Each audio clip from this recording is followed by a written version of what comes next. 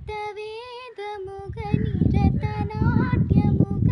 కదిలిన పదమిదేశ శివని వేదనగావని వేదనగా పలికెను పదము పరేశ నీలకందర జాలి పొందర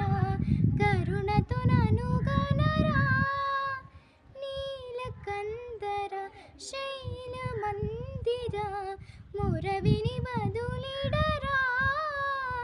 నగజామనోజ జగదీశ్వర మాలిందు శేఖర శంకర భరతవేదముగ నిరత నాట్యముగ కదిలిన పదమిదేశ శివని